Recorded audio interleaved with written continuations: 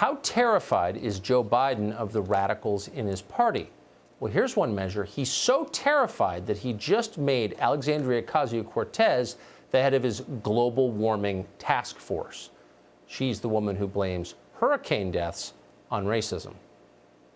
Do we see largely that it's the global South and communities of color that may be bearing the brunt of the initial havoc from climate change? Without a doubt, without a doubt. And in terms of that wealth, the people who are producing climate change, the folks that are responsible for the largest amount of emissions, or communities or corporations, they tend to be predominantly white, correct? Yes, and every study backs that up.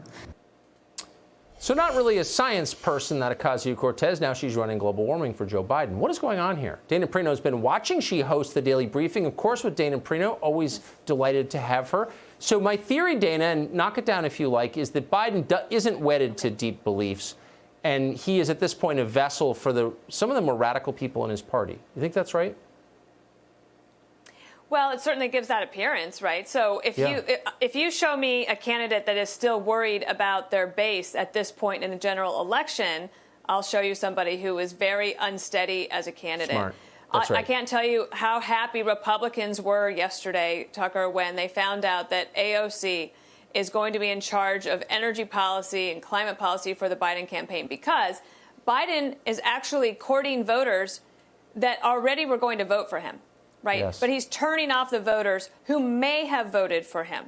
So, for example, AOC turns off people in the suburbs, like in the district that the Republicans flipped last night in California. How about the people in Pennsylvania who rely on fracking jobs? They've said that they want to kill that through the Green New Deal. And, you know, the Justice Dems that she's a part of, they lost that seat last night. They lost in Wisconsin. Ilhan Omar has a really tough race.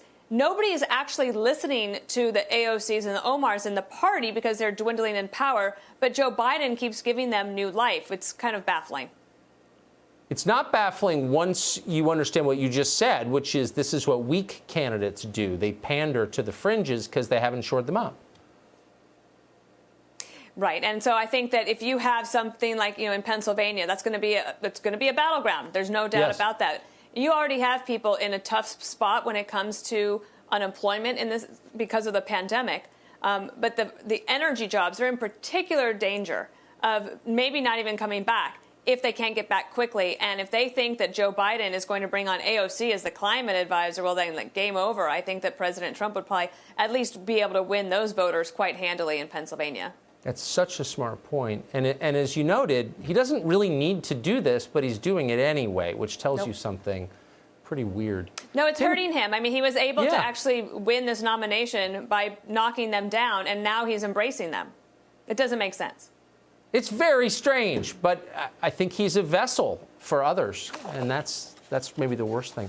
Dana, great to see you tonight. Thank you so much for that. Good to see you. Have a good night.